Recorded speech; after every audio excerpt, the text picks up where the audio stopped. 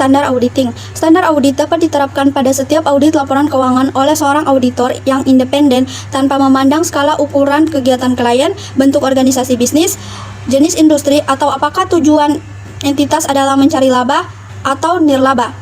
Standar auditing yang telah ditetapkan dan disahkan oleh Institut Akuntan Publik Indonesia terdiri atas 10 standar auditing yang dikelompokkan menjadi 3 kelompok besar. A. Standar umum. 1.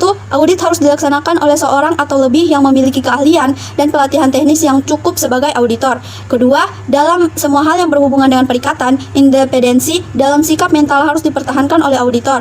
3. Dalam pelaksanaan audit dan penyusunan laporannya, auditor wajib menggunakan kemahiran profesionalnya dengan cermat dan saksama. B. Standar pekerjaan lapangan. 1. Pekerjaan harus direncanakan sebaik-baiknya dan jika digunakan asisten, harus disupervisi dengan semestinya. 2. Pemahaman memadai atas pengendalian intern harus diperoleh untuk merencanakan audit dan menentukan sifat, saat dan lingkup pengujian yang akan dilakukan. 3. Bukti audit kompeten yang cukup harus diperoleh melalui inspeksi, pengamatan, permintaan keterangan, dan konfirmasi sebagai dasar memadai untuk menyatakan pendapat atas laporan keuangan yang diaudit. C. Standar lapangan. 1. Laporan auditor harus menyatakan apakah laporan keuangan telah disusun sesuai dengan standar akuntansi yang berlaku umum di Indonesia. 2. Laporan auditor harus menyatakan atau menunjukkan jika ada ketidakkonsistenan penerapan standar akuntansi dalam penyusunan laporan keuangan periode berjalan dibandingkan dengan penerapan standar akuntansi tersebut dalam periode sebelumnya. 3. Pengungkapan informatif dalam laporan keuangan harus dipandang memadai kecuali dinyatakan lain dalam laporan auditor. 4. Laporan auditor harus memuat suatu pernyataan pendapat mengenai laporan keuangan secara keseluruhan atau suatu asumsi bahwa pernyataan demikian tidak dapat diberikan. Standar auditing menurut Mulyadi merupakan pedoman auditas laporan keuangan historis. Adapun beberapa standar tersebut diantaranya 1. Compliance atau suatu hal yang mengharuskan keahlian. Poin standar audit yang pertama ini masuk dalam standar umum. Dalam melakukan sebuah audit, tentu harus dilakukan oleh seseorang dengan keahlian dan juga pelatihan teknis yang cukup. 2. Independence atau tidak terpengaruh. Bagi seorang auditor, sangat penting untuk bersikap independen. Independen dalam hal itu tidak mudah terpengaruh oleh pihak manapun. Ketiga, do professional care atau tingkat keprofesional. Maksud dari standar yang satu ini yaitu adanya sebuah sikap cermat dan seksama. Seorang auditor harus memiliki keterampilan dan mampu mengembangkan keterampilan tersebut. 4. Adequate planning dan proper supervision. Pada bagian standar audit ini termasuk dalam standar pekerjaan lapangan. Standar audit dalam kategori ini berisi mengenai sikap dan juga pengetahuan seorang akuntan publik. Kelima yaitu pemahaman yang memadai atas struktur pengendalian intern. Standar pekerjaan lapangan yang satu ini berhubungan langka akan strategi dalam melakukan pekerjaan ilmu yang ada akan memberikan hasil dari audit yang dilakukan. Yang keenam, bukti audit yang kompeten. Sebagai hasil untuk melakukan evaluasi, harus ada sebuah bukti dari analisis laporan keuangan, tentu akan menghasilkan suatu pendapat. Yang ketujuh, financial statements presented in accordance atau sesuai dengan prinsip akuntansi. Pada poin ini sudah memasuki tahap pelaporan. Pelaporan ini akan menjadi hasil akhir dari rangkaian standar audit. Maksud dari standar ini yaitu laporan audit harus menyatakan rangkaian standar audit. Maksud dari standar ini yaitu laporan audit harus menyatakan telah disusun sesuai dengan prinsip akuntansi yang berlaku umum. Hal tersebut mencakup konvensi, aturan dan prosedur yang dibutuhkan untuk membatasi praktik dalam akuntansi yang berlaku. Yang kedelapan, konsistensi in the application atau harus konsisten. Hasil laporan audit tentu harus menunjukkan apabila tidak konsisten penerapan prinsip akuntansi. Adapun tujuan dari konsistensi ini yaitu untuk memberikan jaminan daya banding terhadap laporan keuangan.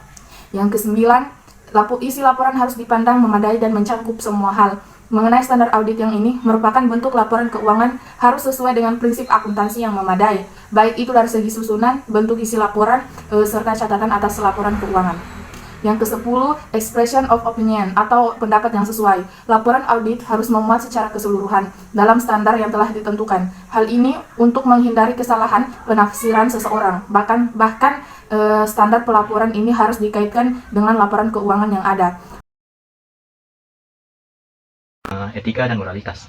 Etika adalah ilmu pengetahuan yang berhubungan dengan upaya menentukan perbuatan-perbuatan yang dilakukan oleh manusia untuk dikatakan baik atau buruk. Dengan kata lain, aturan ataupun pola-pola dari tingkah laku yang dihasilkan oleh anak manusia. Karena adanya etika pergaulan dalam masyarakat dan bermasyarakat akan terlihat baik dan buruknya. Etika itu bersifat relatif, yaitu dapat berubah-ubah sesuai dengan kemajuan zaman.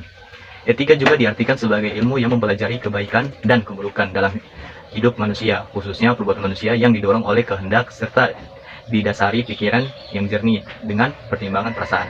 Moralitas. Moralitas sendiri adalah yang secara leksikal dapat dipahami sebagai suatu tata aturan yang mengatur pengertian baik atau buruk perbuatan kemanusiaan, yang mana manusia dapat membedakan baik dan buruknya yang dilakukan oleh dan larangan sekalipun dapat mewujudkannya, atau suatu azas dan kaidah kesusilaan dalam hidup bermasyarakat. Etika dan moral sudah menjadi kebutuhan setiap orang dalam menjalankan aktivitas mereka. Kegiatan material dan imaterial pasti mempunyai etika tersendiri, termasuk etika dalam menjalankan profesi. Salah satu profesi yang mempunyai etika adalah angkutan publik. Selanjutnya, prinsip etika akuntansi dan kode etik akuntansi yang meliputi 8 pernyataan. 1. Tanggung jawab profesi. Dalam melaksanakan tanggung jawab sebagai profesional, setiap anggota harus senantiasa menggunakan pertimbangan moral dan profesional dalam sebuah kegiatan yang dilakukannya. Yang kedua, kepentingan publik. Anggota harus menerima kewajiban mereka untuk bertindak sedemikian rupa demi melayani kepentingan publik, menghormati kepercayaan publik, dan menunjukkan komitmen atas profesionalisme. Yang ketiga, integritas. Integritas merupakan kualitas yang melandasi kepercayaan publik dan merupakan patokan bagi anggota dalam menguji keputusan yang diambilnya. Untuk memelihara dan memperluas keyakinan publik, anggota harus melaksanakan semua tanggung jawab profesional dengan integritas tertinggi. Yang keempat, objektivitas. Prinsip objektivitas mengharuskan anggota bersikap adil, tidak memihak, jujur secara intelektual, tidak terpaksa, serta bebas dari benturan kepentingan dan di bawah pengaruh pihak lain. Yang kelima, kompetensi kehati-hatian profesional. Seorang anggota profesi harus selalu meningkatkan standar-standar etika dan teknik profesi, terdorong untuk secara terus-menerus mengembangkan kompetensi dan kualitas jasa, dan menunaikan tanggung jawab profesional sebagai tingkat tertinggi kemampuan anggota yang bersangkutan. Yang keenam, kerahasiaan.